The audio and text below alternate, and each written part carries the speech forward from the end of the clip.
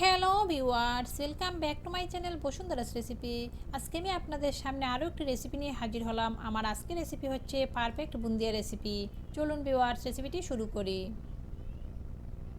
রেসিপির জন্য এখানে নিচ্ছি 1 কাপ পরিমাণ বেসন।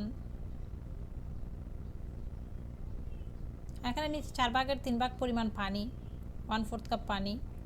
পানিটাকে আমি দিয়ে দিচ্ছি, কয়েকবারে পানিটা দিয়ে দিচ্ছি। পারফেক্ট বুন্দিয়া তৈরি না হওয়ার অন্যতম কারণ হচ্ছে ব্যাটারটাকে ভালোভাবে তৈরি করতে না পারা। অবশ্যই চেষ্টা করবেন ব্যাটারটাকে খুব স্মুথভাবে তৈরি করে নিতে। দেখতে পাচ্ছেন আমি কতটা স্মুথভাবে ব্যাটারটা তৈরি করে নিয়েছি। এর ঘনত্বটাও দেখিয়ে দিচ্ছি। এখন আমি ব্যাটারটাকে দুটি ডিশে নিয়ে নিচ্ছি। আমি এখানে ফুড কালার মেশাবো। আপনারা চাইলে এটা স্কিপ করতে পারেন। ফুড কালার ছাড়াও শুধু এক কালারই বানাতে পারেন।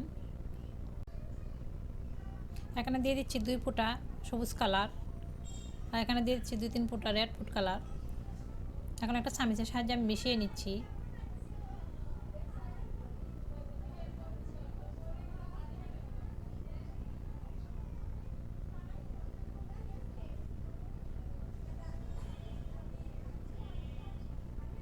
রং মেশানো শেষ। এখন চুলাতে কড়াই বসিয়ে দেব।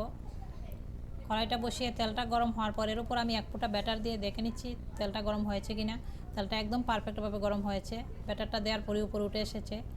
ঠিক এইভাবে গরম করে আপনারা ব্যাটারটা দিতে যাবেন। এখন আমি একটা ছিদ্র করা চামচের সাহায্যে ব্যাটারটাকে তেলের মধ্যে ছেড়ে দিচ্ছি। চুলাটাকে মিডিয়াম টু লো আঁচে রেখেছি। চামচটাকে এভাবেই ধরে রাখতে হবে, নাড়াচাড়া করা যাবে না। যতটুকু পড়াটা আপনা থেকেই পড়বে। এখন আমি 1 মিনিট রেখে উঠিয়ে নেব।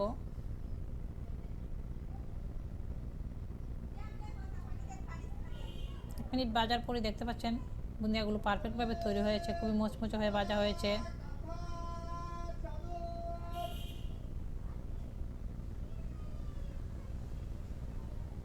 উঠিয়ে নিচ্ছি।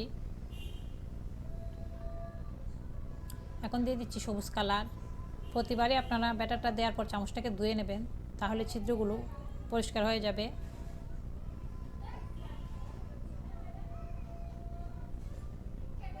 এটাকেও আমি ধরে রেখে দেবো, নাড়াচাড়া করবো না।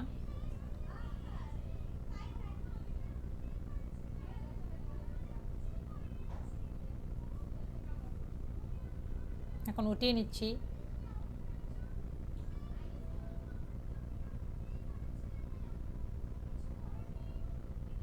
দিয়ে দিচ্ছি এখন রেড কালারটা।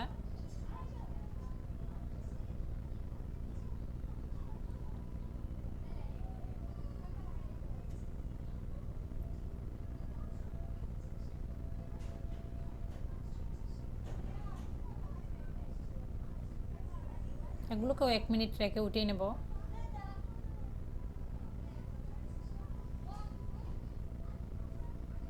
এখন আমি শিরা তৈরি করে নিচ্ছি। এখানে দিয়ে দিচ্ছি 1 কাপ পরিমাণ চিনি, 1/2 কাপ পরিমাণ পানি।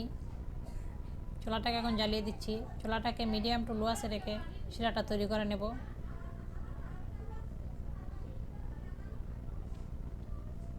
আমার রেসিপিটা দেখার পর অবশ্যই চ্যানেলটিকে সাবস্ক্রাইব করতে ভুলবেন না। যারা অলরেডি আমার চ্যানেলে সাবস্ক্রাইবার তাদেরকে অসংখ্য ধন্যবাদ।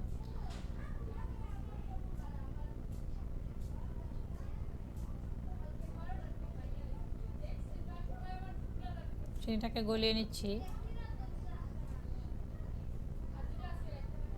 চিনিটা গলে এসেছে।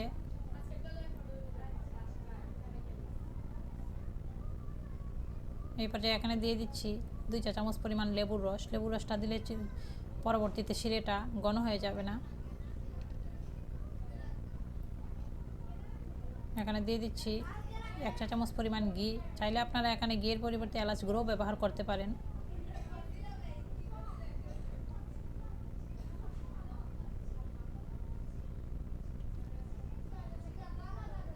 এখন চুলাটাকে বন্ধ করে দিলাম।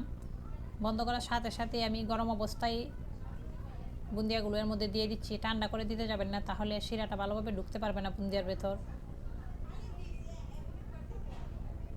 এখন একটু নেড়ে দিচ্ছি। নেড়ে এখন আমি ঢাকনা দিয়ে রেখে দেবো 1 ঘন্টার জন্য। ঢাকনা দিয়ে দিচ্ছি 1 ঘন্টার জন্য।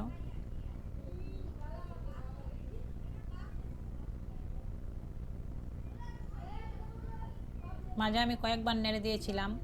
এখন 1 ঘন্টা পর ঢাকনাটা উঠিয়ে দেখিয়ে দিচ্ছি। দেখতে পাচ্ছেন শিরাটা কত ভালোভাবে বুন্দিয়ার ভিতর ঢুকে গেছে, একটু শিরও আর কড়াইতে নেই।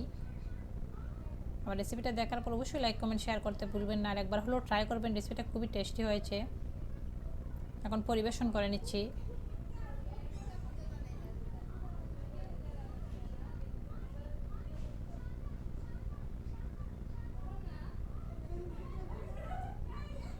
একটা বুন্দি আমি দেখিয়ে দিচ্ছি, দেখতে পাচ্ছেন এর ভিতরে কত ভালোভাবে শিরাটা ঢুকেছে। সবাই ভালো থাকবেন, আজকের মতো এখানে।